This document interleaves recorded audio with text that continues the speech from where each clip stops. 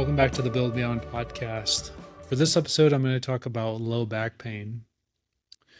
Low back pain is incredibly common.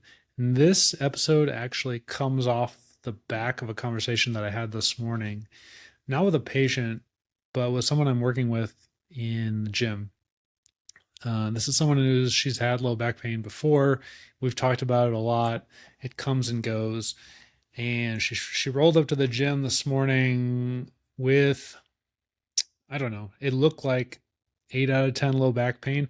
The way she was describing it was like a constant ache with intense, sharp spasms. So she was walking around gingerly, and then if she did anything, like she coughed or sneezed or bent over too far, there'd be like a tight spasm and she would tighten up, and it would take a couple seconds for that to calm down. She had very limited movement, and it looked really uncomfortable. Now, I can relate to this. I have anywhere from 1 to 2 episodes of low back pain per year that are similar to this. So what I want to do is I want to walk you through what my low back pain experience is, and then I'm going to talk to you about how I deal with it when I'm going through that really intense phase of low back pain. And I'm going to tell you some things that I don't do that you might be surprised. And I hope that by sharing this experience, this can give you some information. So if you're struggling with low back pain, or you know someone who struggles with low back pain, this episode could be incredibly valuable for you. Now, if you've never had low back pain, keep in mind that it's estimated that about 80% of the world is going to deal with it at some point. So if you haven't had it, statistically speaking, it's coming at some point. So this information should be valuable to basically everyone. So when I get low back pain, what it feels like is kind of similar to the low back pain that I just described. So I will have this constant ache, and I almost feel like I live in a little tiny box. And if I go outside of that box, I'm going to have an intense spasm that could last anywhere from seconds to minutes. So that ache is maybe a dull ache, I'll say like 3 out of 10 to 5 out of 10. It's uncomfortable, but it's manageable. I can think, I can talk, it's fine. But when it spasms, that intensity goes up to, I don't know, anywhere from like an 8 out of 10 to a 10 out of 10.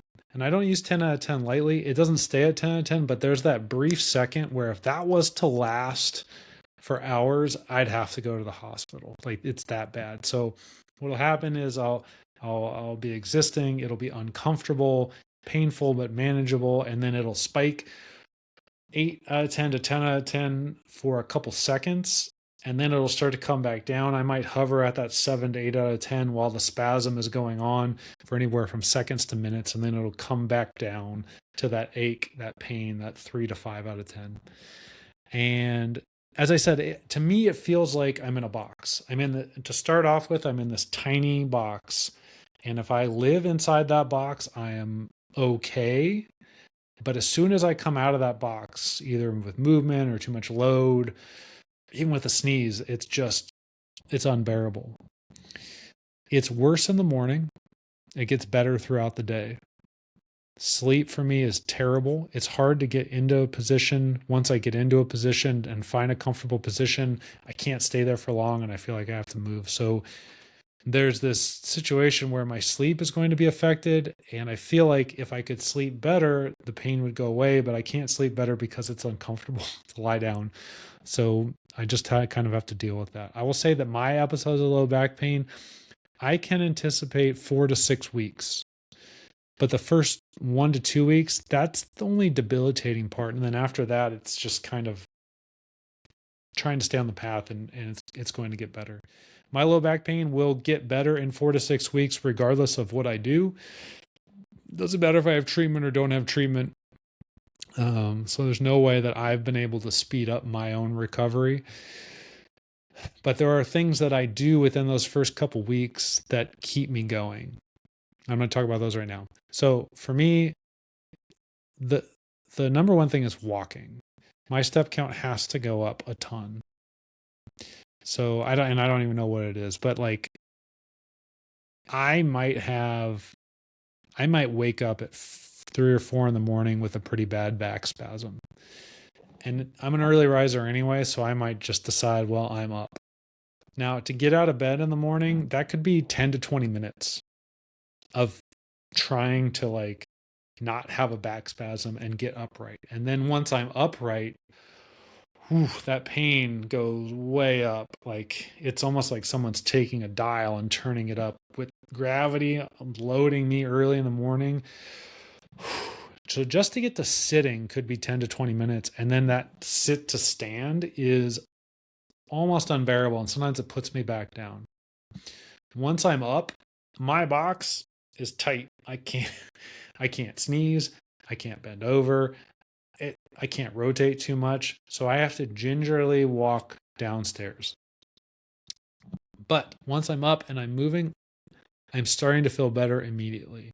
Now, in the morning, I know that anything that I'm going to have to do is going to hurt. So I prep the night before. I will put, if I know that I'm going to have to grab anything like shoes, sandals, I'm going to put them actually up at a level where I don't have to bend forward.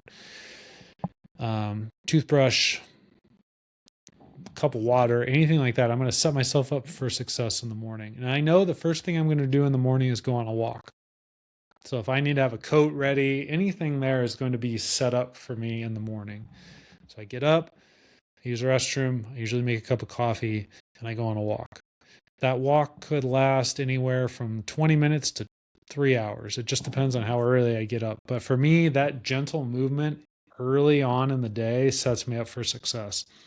I wouldn't say the pain goes down, but my movement improves. And that's something you have to look for small wins, or I have to look for small wins.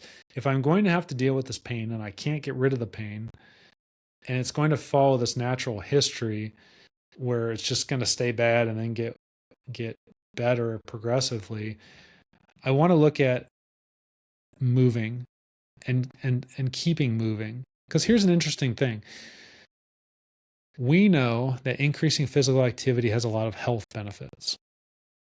So decreasing physical activity can have negative effects on your health. And if you're someone who struggles with pain and you're constantly decreasing physical activity because of the pain, you have to consider the possibility that you're increasing your risk for heart disease, cancer, type 2 diabetes, Alzheimer's, dementia. You're affecting your immune system. There's a lot of potential negatives. So when I'm looking at a bad situation, like a bad episode of low back pain, I'm trying to mitigate the effects on my health. So I need to prioritize movement. So at the very least, I'm dealing with low back pain, but I'm not moving closer to Alzheimer's and dementia and heart disease and cancer and type 2 diabetes. So I want to keep my diet the same to the best of my ability. I want to sleep as much as I can, and I want to increase my movement. So my step count's going to go way up because that's about all I can do, and it makes me feel better. In general, if I'm out walking, I'm not having a back spasm, so I'm happy with that. So my days will include a lot of walking. I have to be able to get down to pick things up. It's just the way my life is. I have little kids, stuff's on the floor. So I rely on lunges. So I will do a lot of lunges because I keep my back upright in a straight position. And I'll work upper body stuff like push-ups up against the countertop. Other than that, I will try and get down face down on the bed or on the ground every 2 to 3 hours for a couple reasons. One, my back pain is aggravated more by bending forward. So being able to bend back is helpful. It helps me manage pain. Now it's hard to get in and out of those positions, but once I'm in a position, you can picture me face down on the ground. I try and come up on my forearms in a sphinx pose, and then progressively throughout the day, I try and do like these baby cobra back bends. It can decrease the pain. Sometimes it doesn't. Sometimes I just increase my movement. But like I said before, I'm looking for make the best out of a bad situation. So that's a small win. If my pain stays the same, but I can increase my movement or keep my physical activity high or increase the range of motion, then what ends up happening is my box gets bigger. Remember I said that I feel like I'm trapped in this pain box, and if I go outside of the box at all, the pain goes way up. Well, with increased movement, like walking, my box gets a little bit bigger. And with increased mobility work, like lunges, incline push-ups, baby back bends, things like that, my box gets a little bit bigger. Now it shrinks back down at the end of it, like when I go to sleep, but every day I'm trying to expand that box a little bit. Another big thing that I have to do is keep a positive mental attitude. There's a lot of, and this is natural, and I'm speaking from experience, but this is going to sound judgmental. There is a lot of like this negative, like, woe is me mentality. Why is this happening to me? What's wrong with me?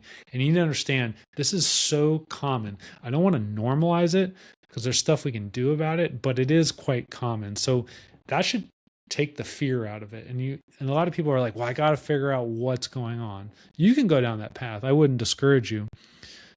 But here's the interesting thing.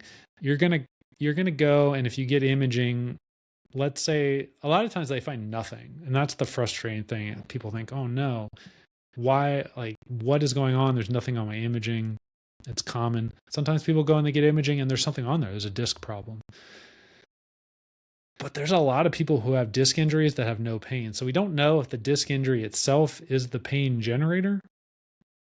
And it's likely, even if it is the pain generator, that you had that disc injury before and for whatever reason you triggered it. I don't know. So I wouldn't discourage you from trying to find out why, but I wouldn't get hung up on it, because you don't have to wait to figure out why you have low back pain to do something about it. And at the very least, if you're dead set on finding an answer as you're going through that process, we want to keep your movement up. We want to keep you physically active. So maintaining a positive mental attitude is important. Here, so let's go over the keys. Keep moving. Walking is awesome. Being able to lunge and do push-ups, things with your lower body and upper body is essential. And then keeping that positive mental attitude, being able to stretch, being able to use movement and physical activity to expand your box, because you're expanding your pain box psychologically and physically because you're desensitizing all of the tissues to movement. Now, what triggers it? Oh man, there's so many different things. For me, there's a couple common things. One, if I exceed my capacity, if I overexert myself. So that, and because I know that, for me, maintaining a relatively high level of physical fitness and strength in between episodes of low back pain is really important, because if I can stay relatively strong and fit, it's hard for me to exceed my capacity. I will say, though, that typically when I trigger a low back pain by exceeding my capacity, it's in the gym trying to expand my capacity. So wrap your mind around that. It's paradoxical, I guess, but I'll take it. Another thing that triggers my low back pain is prolonged rest. A couple of years ago, I had a minor surgery and it was going to take a couple of days to recover from. And my surgeon recommended that I rest for a day because of the sutures. And so I just laid down on the couch and hung out for a day, and that triggered low back pain. Sometimes if I get sick and I'm down for extended period, it triggers low back pain. So it's important for me, if I'm sick or injured, to get up and move regularly. Poor quality sleep for a long period of time, that can lead to it. Sitting for a long period of time. So if I'm traveling, if I have long flights or long drives, and then you can combine any of those. Like, let's say it's a period of work. Let's say I've got, here's like the triple whammy, if you will. Let's say I've got a vacation coming up or some type of travel where I'm going to have to fly. Leading up to that, I'm working extra hard, right, to get things done, to prepare. So I'm sitting more. I might be sleeping less and staying up late. My nutrition might go out the window and my physical activity might go down. Then I go and I travel, and then I have to do something while I haven't slept well. My diet's changed. I've been less active. I've been sitting a lot more, and I'm stressed out. And then I go exert myself. Maybe like we go skiing, and then it's like, oh great, I have low back pain. So I might say like, oh, this activity is what did it. Maybe it was the skiing or the hiking or whatever we were doing. And it's like, no, yeah, that contributed, but there's all these other things that led up to it. So you have to kind of find your own pattern. That's how my low back pain feels. That's how I experience it. That's how I deal with it. Those are the triggers that typically lead to low back pain. And I will say that a first sign of low back pain for me is stiffness. My low back gets really stiff and tight. I know that if that's happening, I've got to do a couple things. I've got to start stretching and mobilizing, and I've got to respect that box is closing in, and I can't just expand it rapidly. I've got to actually kind of gingerly move it back. If I'm working out, I've got to take the intensity way down. I've got to jack up my step count. I've got to make sure I can get good quality sleep while I have the ability to. And I've got to make sure my diet gets dialed in and that I'm hydrated and I'm not overeating sugar and that I'm getting enough of everything that I need. If I can do all of that, there are some times when I can not have an episode of low back pain. Now, I don't know, maybe I wouldn't have had it anyway. Maybe I'm not actually preventing anything. I don't know. But I have had times when I've had stiffness and I haven't been proactive, and I've had low back pain. And there's been times when I've had stiffness and I have been proactive and I haven't had low back pain. So everything I'm sharing with you right now is free and it's within your power to do. So if it works for you, you should use it or at least try it. Some things that I don't do, it might seem odd as a chiropractor, I don't go get adjusted. Getting my back cracked doesn't, it feels good, but it doesn't really do a whole lot. Like it doesn't make my low back pain episode any shorter. And when it's really bad, those first 1 to 2 weeks, I don't like getting adjusted anyway because I don't like being in those positions. It's uncomfortable. And then by the time 1 to 2 weeks has gone by and it's starting to calm down, I don't really need it anyway. So I haven't got my back cracked in years. I'm not saying you shouldn't. It can be a valuable tool. Some people love it. For some people, it doesn't make any difference at all. It's kind of random. I think, if you, this is an observation as a chiropractor. If you go talk to a chiropractor, they're only going to tell you about the success stories. That's just natural. They're not going to be like, yeah, 50% of my patients don't feel better. I don't know if 50% is the thing, but there are a lot of people who come in with back pain who get their backs adjusted and it doesn't really do, the pain experience is the same even if they didn't get their backs adjusted. That might be you, it might not be you. So it's an option that you have. It's honestly not a bad option. I have personally used that option and I get the same results whether I get my back cracked or not. So I opt not to go spend the time and the money personally. But I have knowledge and skills. So I get it. If you don't have the knowledge and you don't have the skills and you feel like you need somebody and you feel like getting your back cracked might help, I would not discourage you from doing that. But just know your back is not out of alignment, and getting your back cracked is not going to put it back into alignment.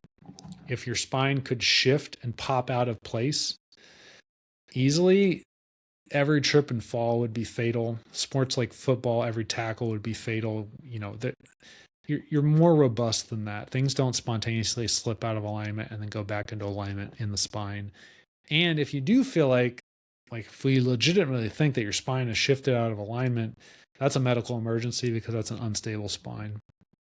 So you've got some type of instability. It could be a fracture, could be a tear, it could be some type of laxity. I don't know, but I would spine board you. I wouldn't let you drive, and I'd put you in an ambulance and go have you seek medical care at an emergency department.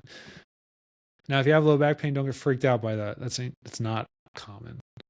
So if you've been told that your spine is out of alignment and you're going to see someone so they can put it back into alignment, that's a huge red flag.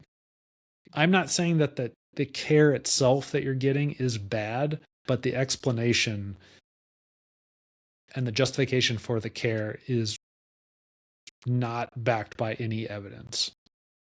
So just know that, so you can keep getting adjusted, but I would probably seek a second opinion. Just so you have a better explanation, because understanding low back pain and understanding your triggers and understanding everything that goes into it can be really valuable because it helps you keep that positive mental attitude. and what I am advocating and the path that I have chosen for myself that works for me builds and develops and maintains autonomy. So I have control over my situation to the greatest extent possible. Hey, this is a follow up. I did not necessarily expect to record this follow up. I'm actually setting up for another podcast episode, but I have an update. So I'm recording this 48 hours after the initial conversation that was the catalyst for this episode. So if you don't recall, I was working with someone in the gym. It's a group fitness class geared toward introducing adult novices to strength and conditioning. We had a participant who had a severe onset of low back pain. She's had a history of chronic low back pain, so episodes come and go. There's a family history of it as well. And she came in with what I have just described as pretty serious low back pain. So now it's 48 hours later. I hadn't seen her since the original conversation. My recommendations for her, and these were recommendations. Again, she's not my patient. There's no doctor-patient relationship established. I didn't do a health history other than just some things that she told me. And I obviously didn't do an exam, but I watched her move a little bit, and we were able to improve her symptoms and the way she was experiencing low back pain in the gym without me ever putting my hands on her. So in the gym, what I had her do was walk. So she would walk for we did a circuit. So she'd walk for about 5 minutes. And then we had her do some supported squats. So holding a suspension trainer like a TRX and not going to full depth. That was causing some back spasms. So we switched to lunges, and that was actually a little bit better for her. We had her do some incline push-ups leaning up against a barbell that was about, chest height. So just getting some upper body work in. And then I set up a platform for her with some padded boxes and a yoga mat. So it was maybe 2 feet off the floor to kind of almost mimic like a raised platform, like you might see, like a little bit higher than a footstool, maybe like a high coffee table. And I had her lie down on her stomach and then come up on her forearms into Sphinx pose to create a little bit of like a baby back bend because flexion was bothering her. And so we just kind of worked through this for about 45 minutes to an hour. She continued to have back spasms periodically during, but she was able to move and do all of this. And her movement seemed to be more free. So the pain didn't really go down. The back spasms kept coming, but she was moving more. So we were taking that as a win. So I told her, if you want to go get care for this, go get care for it. But if you're not going to, I'd recommend increasing your step count, getting a lot of walking in, and then working on these routines at home. So she did that. And then apparently that the morning after, so this would have been yesterday morning, she got up, she was feeling better. She went to another group fitness class, coached by a friend of mine, Rachel, and she was able to do pretty much everything, just modified, still having some back spasms and some aches and pains. And then she showed up this morning to my group fitness class. And again, a couple light back spasms, some dull ache, but she was pretty much able to do everything. And most importantly, we did bent rows today. So if you know what that is, it's bent forward, hinged forward, which was causing her back spasms before. She was going to about a 45-degree angle with a 45-pound barbell, knocking out sets of 12. Little tiny spasms here and there, but for the most part, able to get through it, able to knock out her lunges. She pretty much did everything in the warm-up. So it was good. And she said she couldn't believe how good she felt and how quickly she was able to feel this good. So the backstory is that, I think her mom or her grandma or both of them had this issue, and she had always watched them when she was younger. And basically the advice that they had gotten was to rest. So they would lie down for a while, weeks maybe, until it kind of went away. That's how she's managed it for a long period of time. This was the first time where she had this intense back pain, these intense spasms, in this really bad episode where she just kind of leaned into it and tried to actually increase her physical activity. And her recovery, she said, was exponentially faster. Now, I'm not trying to claim that I just solved low back pain, because this is just one person. This might not work. It's not always going to work this well for everybody. I'm just really happy that the advice did work this time. Now, there's always the possibility that had she done nothing, had she just rested, it would have recovered in the same amount of time. So again, I'm not trying to slam dunk this and just claim that I solved this problem. It might have followed this natural history anyway, but it's reasonable to assume, because she's had this so many times in the past, and she reports that this time the pain was just as intense, the back spasms were just as intense, but the recovery time and her ability to get back to life was exponentially faster. We're talking days, not weeks, because she actually leaned into it and increased physical activity, decreased her fear, probably worked on desensitizing the low back. And this is all without treatment. So just movement. She just got a little bit of knowledge. I gave her a little bit of confidence and a little bit of a plan. And she has my phone number. She knows how to get a hold of me if she had questions. And so, and we had considered, like, maybe we should create a doctor-patient relationship. Like, if this doesn't work, we're probably going to need to do a physical exam. But she was great today.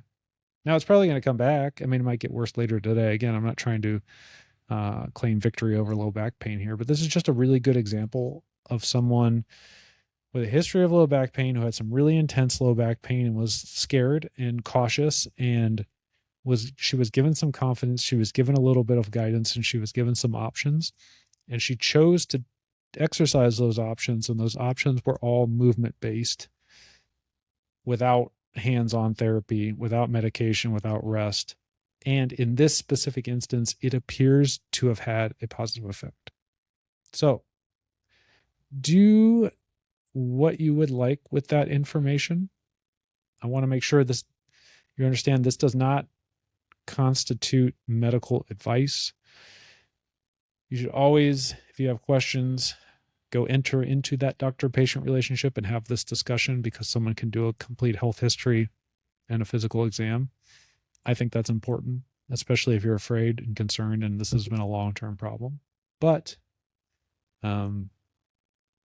I think this is very successful. And we discussed today actually creating that doctor-patient relationship and working together long-term to kind of build a routine that, as much as we can make it, will be preemptive to try and prevent, if you could prevent, at least we're going to, prevent's a bad word.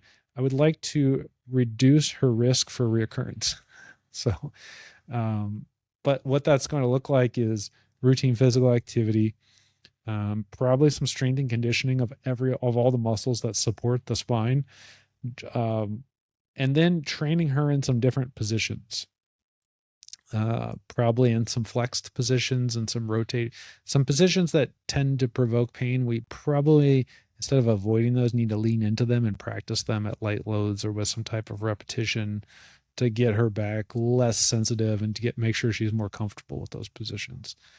So if she does end up wanting to do that, that's probably what that's going to look like. And then a big part of it's just going to be building her confidence while we work together, because I think confidence and a positive mental attitude when it comes to chronic episodic low back pain is huge. And I can attest to that because I suffer from it. All right. Thanks for listening to this podcast. I hope this is helpful. If you have questions, reach out to me. If you can't get a hold of me and you still have questions, please make sure that you talk to a coach or a healthcare provider before you make any big decisions. And I think that's it. All right. Thanks. So, that is low back pain in a nutshell. I feel like I've talked about this so many times on the podcast, but I'm just going to keep talking about it as these things come up because this is such a common issue for people. I hope this has been helpful. If you have questions, reach out to me, shoot me an email, DM me, give me a phone call. If you're in Michigan, I can see you as a patient. If you're not in Michigan and you have questions, let me know where you are. I'll try and connect you with someone in your area who can help. Anyway, thanks for listening. I appreciate you.